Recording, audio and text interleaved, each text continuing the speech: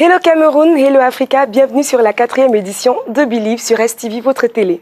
Après ses débuts au Cameroun, il poursuit sa carrière chez DHL, où il est actuellement le Country General Manager en Guinée-Conakry.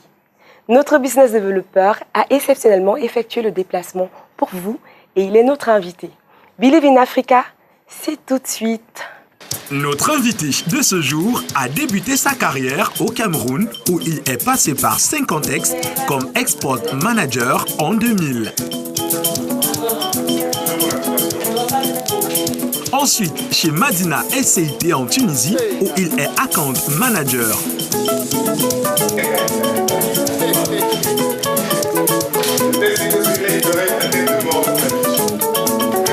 Revenu 2 années après au Cameroun, où il passe par McCann Erickson, Diageo, en qualité de brand supervisor en 2004, il évolue par après chez Optimal International et Access Communication.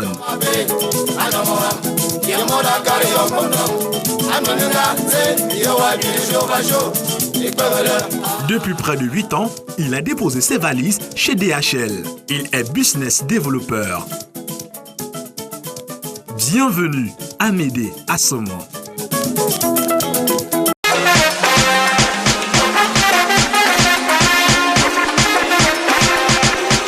Monsieur Amédée Assomo, bienvenue sur Believe in Africa.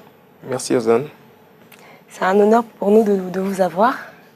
Tout l'honneur est pour moi. Exceptionnellement effectué le déplacement pour Believe in Africa de la Guinée-Conakry. Oui, je crois que l'émission en vaut la peine, donc je ne regrette pas d'être là. Nous sommes réellement honorés. Merci. Amédée Assomo est Country General Manager chez DHL. Oui. Country General Manager chez DHL en N'Djamena, Tchad de 2009 à 2011. Oui. Country General Manager à Malabo, 2012-2014 en Guinée équatoriale. Oui.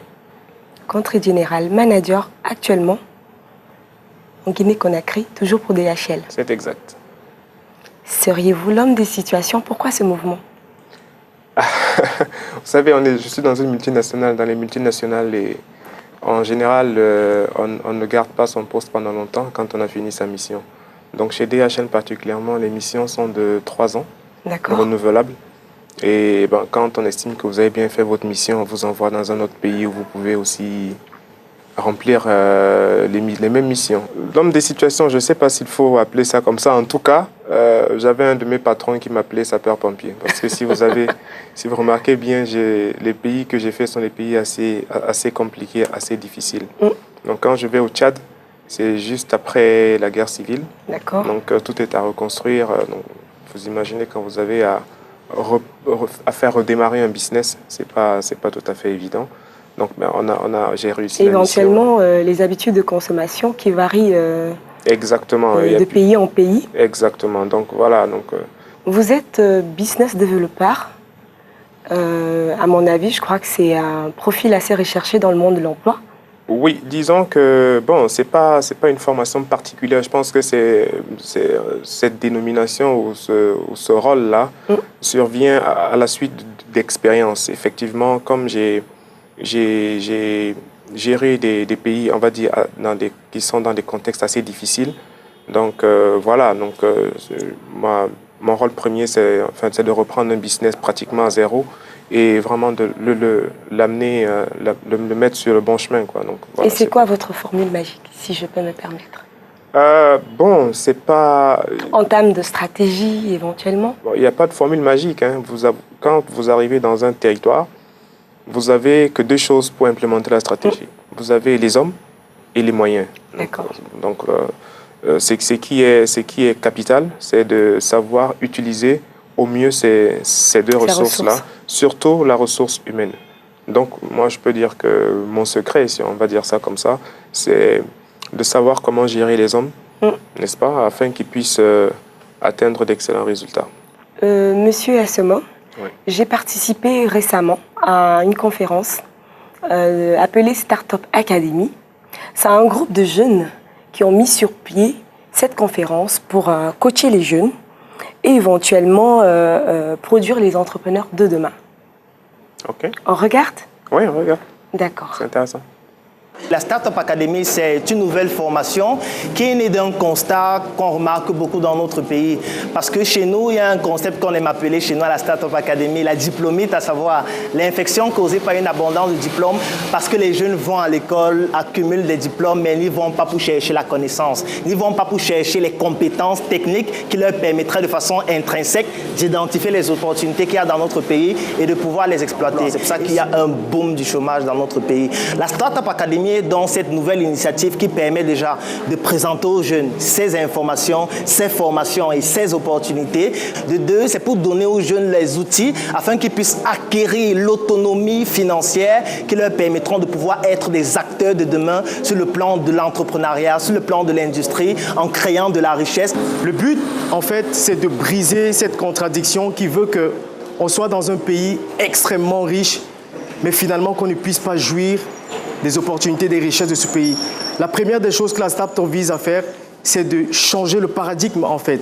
Changer la mentalité, de reprogrammer les jeunes, de pouvoir quitter de cette mentalité de manque, de pauvreté, de voir le manque partout, à pouvoir voir véritablement les richesses qui sont là, prendre conscience et finalement leur donner les outils pour pouvoir aller chercher la part du gâteau. Très satisfait parce que l'orateur partage avec nous une grande expérience, nous révèle des chiffres qu'on ignore et essaye de nous ouvrir les yeux en réalité sur l'entrepreneuriat au Cameroun.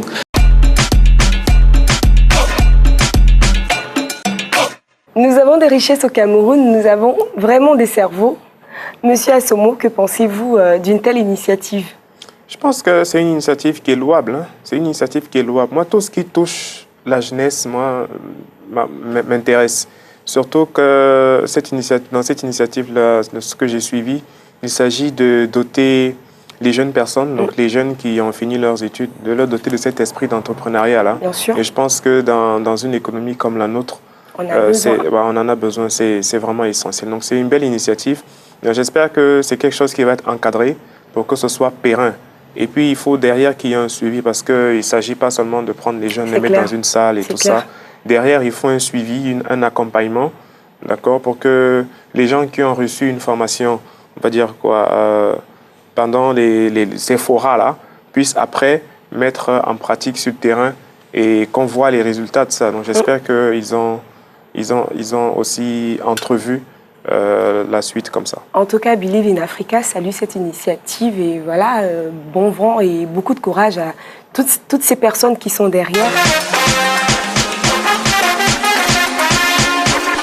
If you cannot fly, run. If you cannot run, then walk. If you cannot walk, then crawl. But whatever you do, you have to keep moving forward. This is from the great Martin Luther King. What is your approach on this? I think it's a great motto. I think it's something that motto I'll make it my own. And it's a great message to young people, to the youthful. You know, in life you have to be ambitious, and whatever happens, you have to keep moving. Exactly. I think it's something very simple to understand, and it's something which can motivate whoever wants to do business, whoever wants to work and achieve some goals. So if you have that in your mind and you really believe in it, then I think everything is possible. Yeah.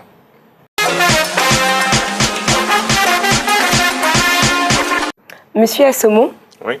de tous les grands qui ont marqué l'histoire, lequel vous inspire le plus? Bon, j'ai des modèles un peu rares. Hein. L'un, il s'appelle... Nous sommes curieux de savoir. Il est décédé, il s'appelle Lee Kuan Yew. Il est de quel pays? Alors, c'est l'ancien Premier ministre indonésien. D'accord. C'est quelqu'un qui a fait de l'Indonésie ce que l'Indonésie est aujourd'hui. Et il avait une citation célèbre, je ne vais pas la paraphraser totalement, mais elle voulait dire « On reconnaît les vrais leaders à leur capacité à se mettre en avant quand les choses vont mal Je suis d'accord. et à se mettre en arrière quand tout va bien. » C'est-à-dire à faire de sorte que ce soit les gens qui supportent le leader, qui bénéficient des lauriers quand tout va bien. Mais quand tout va mal, alors c'est là où on reconnaît la capacité des vrais leaders. C'est quoi votre regard à l'endroit des jeunes Camerounais, surtout face aux nouvelles technologies? Je crois que c'est quelque chose qu'on ne devrait pas négliger, tout ce qui est nouvelles technologies. Aujourd'hui, sans la technologie, on est un peu déconnecté du monde, donc il faut rentrer dedans en plein.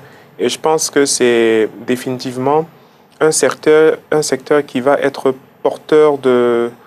Il y a vraiment de la possibilité, il y a beaucoup de potentiel, à la fois pour faire du business, pour créer des emplois, pour même se réaliser, on va dire comme ça, parce que le monde d'aujourd'hui évolue tellement. Aujourd'hui, vous avez des économies qui dépendent à 70-80% de l'économie numérique. Pour les pays, il faut vraiment mettre ça au cœur de la stratégie. Et les jeunes, s'ils s'y intéressent, c'est la vérité, c'est que les jeunes s'y intéressent, mais on remarque également que ces jeunes n'utilisent pas... Bon, enfin, là, je pense que pour que toute chose marche, il faut quelqu'un qui impulse, d'accord? Oui. Et je pense que dans notre environnement, le premier, c'est celui qui dirige. Donc, je pense qu'il incombe à notre dirigeant de définir un cadre vraiment où cette économie numérique-là pourrait s'épanouir sans que ça ne soit déviant ou sans qu'on ait tous les effets pervers comme on peut constater aujourd'hui. Je crois également que nous avons cette responsabilité en tant que parents à coacher nos enfants dans ce sens, à les sensibiliser. Moi, je ne suis pas très vieux, mais je ne suis pas sûr que je manipule tout ce qui est Android là mieux que mes enfants de 5 ans et 7 ans.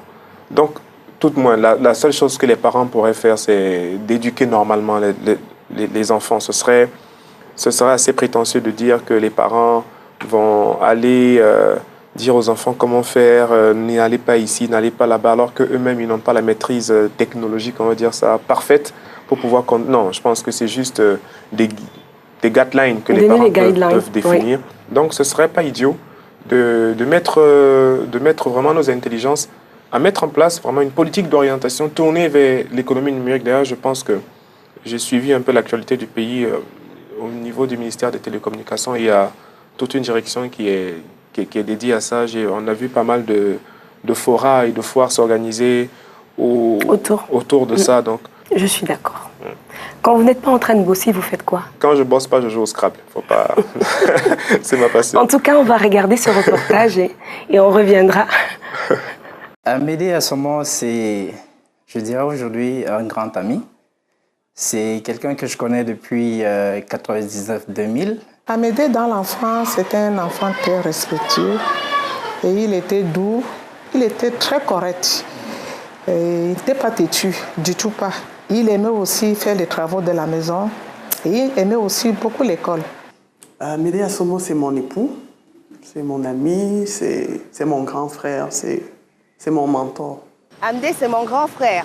Alors, c'est le troisième de mes grands frères.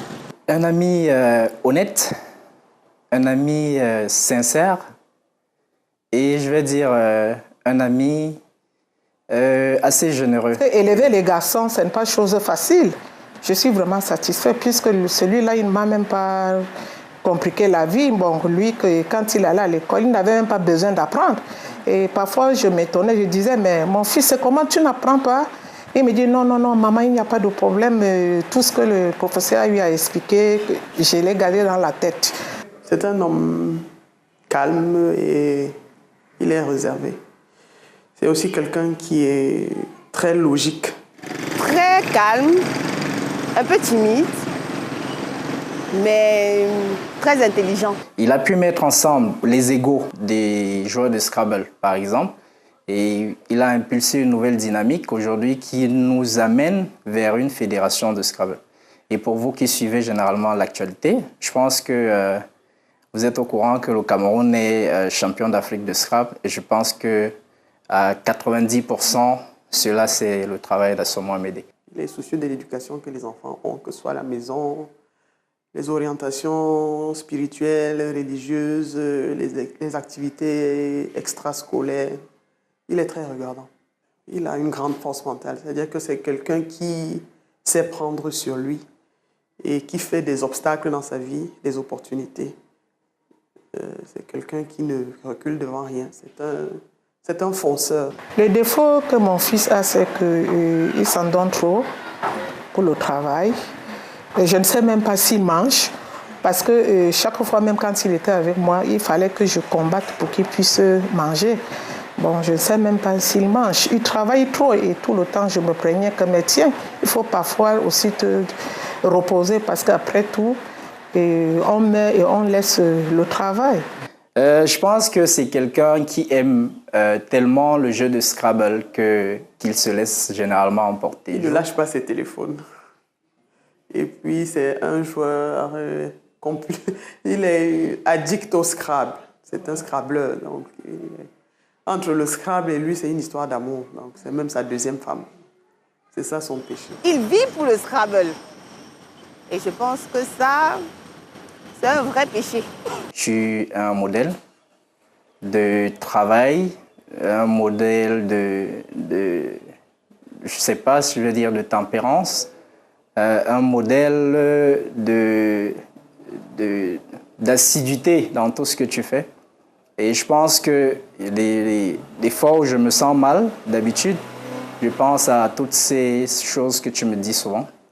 Et penser que l'effort ou bien le succès ne vient qu'au bout d'un travail bien abattu. Tu as été vraiment le modèle de mes enfants.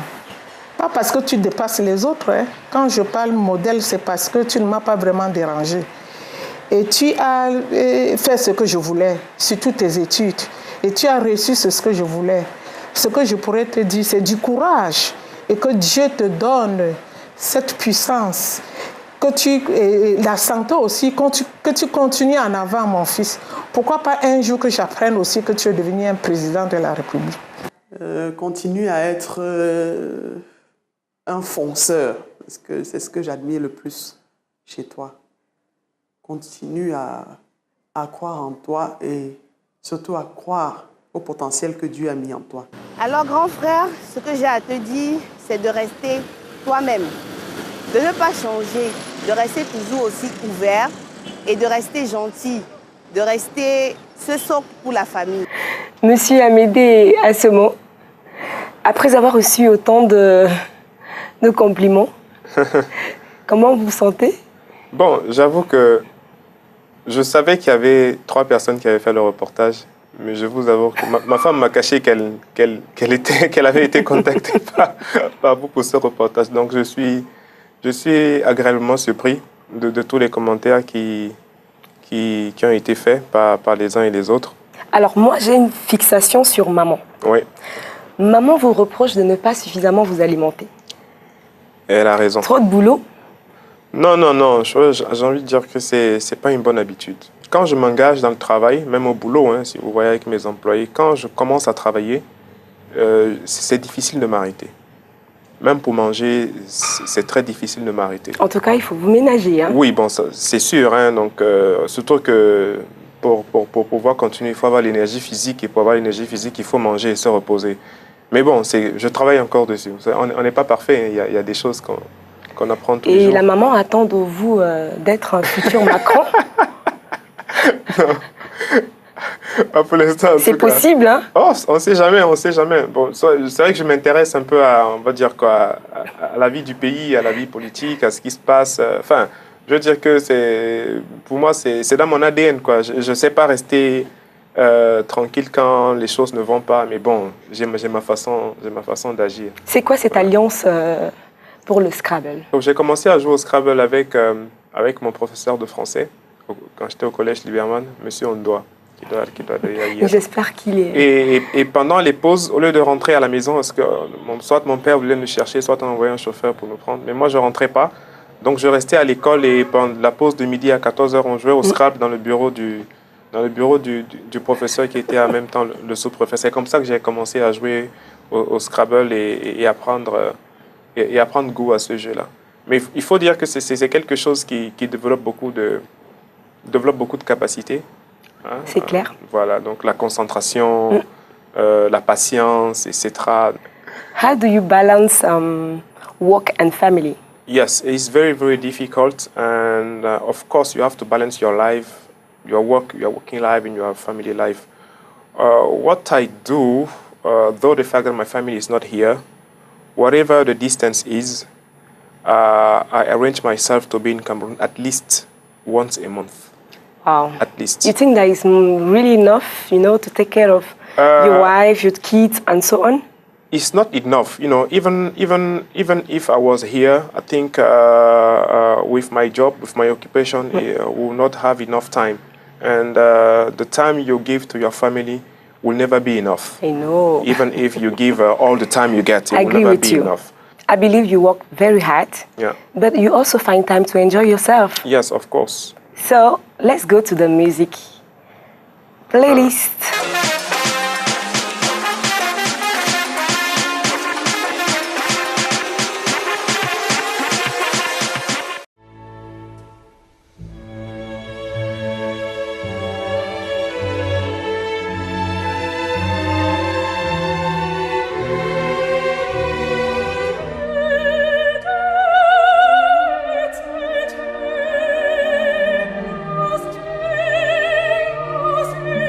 Opula di wanje lodangwa neno dinalam.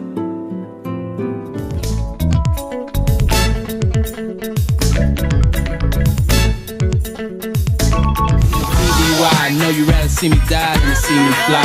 I call all the shots, rip all the spots. Sky is the limit, I've been more than you can have what you want. I wake up strangling, dangling my bed sheets. I call a nurse cause it hurts to reminisce. How did it go? There are need for night. If you care enough for living, make a better place. Mon ami, quand je me fâche, je me lâche, plus rien ne me fâche. Je crée mes propres biches. Et si mon voisin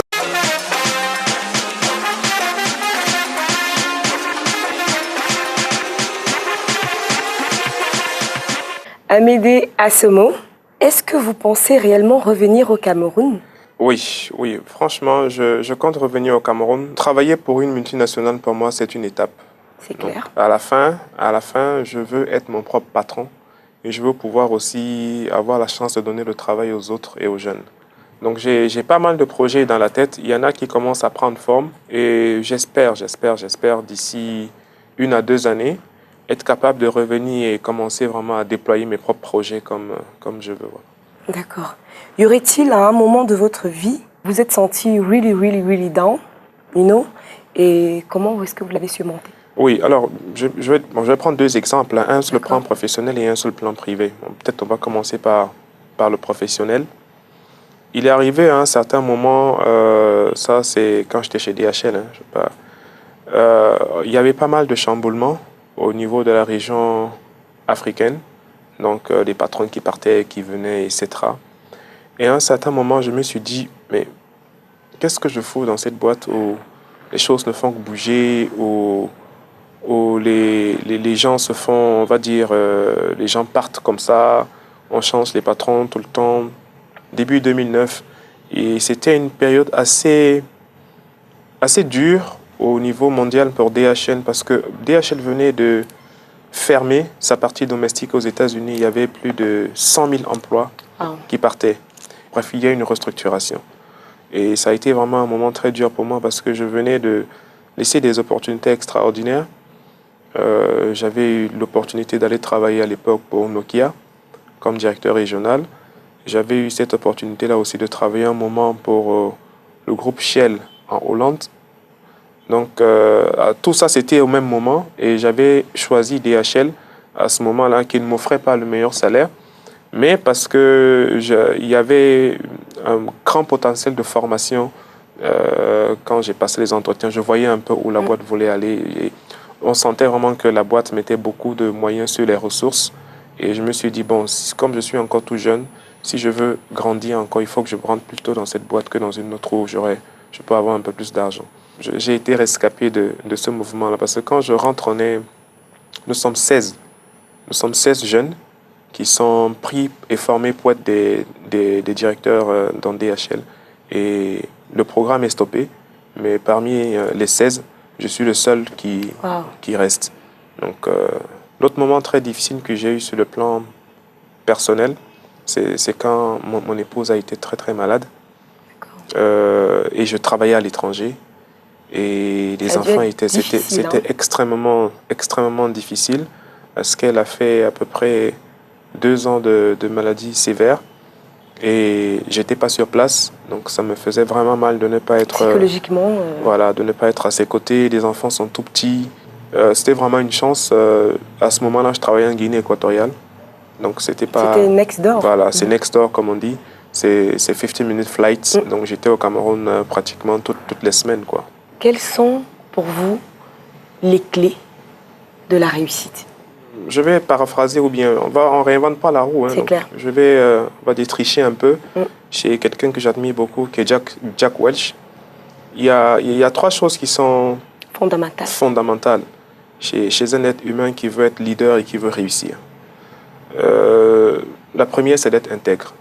Il faut être honnête et avoir un minimum d'intégrité. D'accord. La deuxième, c'est avoir de l'énergie positive. Vraiment, il faut naturellement. Voilà, il faut avoir cette énergie positive-là. Il faut avoir envie de la partager avec les autres. L'autre chose, c'est la maturité. Avoir suffisamment de maturité. Moi, qu'est-ce que j'entends par maturité?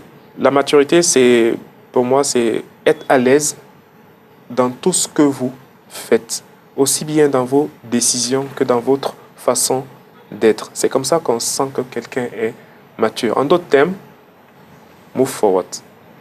Vous faites quelque chose, vous ne regrettez pas. Si ça ne marche pas, vous prenez ça comme une expérience qui va vous faire grandir demain. C'est clair. Est-ce que vous pensez qu'il serait impératif d'encadrer, je parle en tant que parent, encadrer ou orienter son fils ou sa fille en ce qui concerne son avenir, dans le sens où le parent devrait peut-être systématiquement l'orienter vers une carrière ou laisser le libre choix? Il faut laisser les enfants libres de faire ce qu'ils ont envie de faire. La seule chose que le parent peut faire, c'est proposer, donner des conseils, encadrer. Si aujourd'hui votre fils choisit d'être banquier alors que vous avez voulu qu'il soit médecin, eh bien encadrez-le, accompagnez-le dans son choix. Parce que, vous savez, pour que vous puissiez réussir à faire quelque chose correctement, il faudrait que vous ayez de la passion pour ça. Si vous n'avez pas de passion, soyez Einstein, ayez un QI de 200, vous n'allez pas exceller. Monsieur Assomo, nous arrivons au terme de notre émission. Nous tenons déjà à vous remercier pour le déplacement. Vous êtes un exemple pour l'Afrique. Nous sommes fiers de vous parce que être Camerounais, vous êtes à la tête d'une structure comme DHL en Guinée-Conakry. Pour nous, vous nous représentez valablement. Et rien que pour cela, STV vous dit merci. Ah, c'est moi qui vous dis merci. Keep moving forward. Voilà, comme le veut la coutume, hein, nous avons un présent pour vous. Un chandelier mural.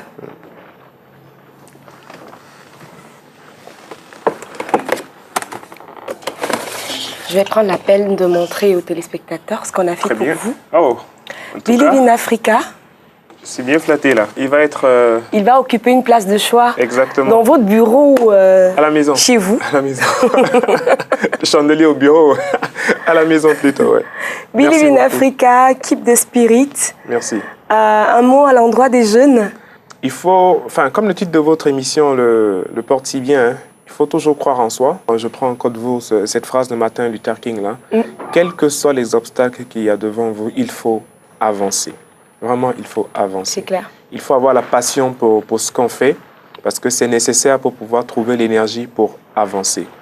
Il n'y a pas de magie, on va dire, pour arriver à certains niveaux.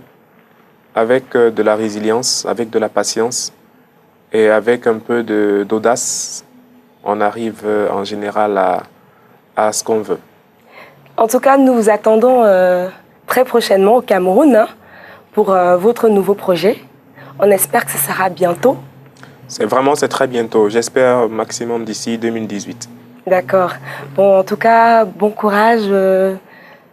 Nous vous souhaitons bien le meilleur. Merci à vous et que vive encore cette émission Believe. C'était Believe in Africa. Nous espérons que vous avez passé un excellent moment de partage avec M. Assomo Amédée qui nous vient de la Guinée-Conakry. Nous mettons un terme à cette émission. Rendez-vous le mois prochain. Ça sera un nouveau talent, une autre aventure à partager. Ciao, ciao!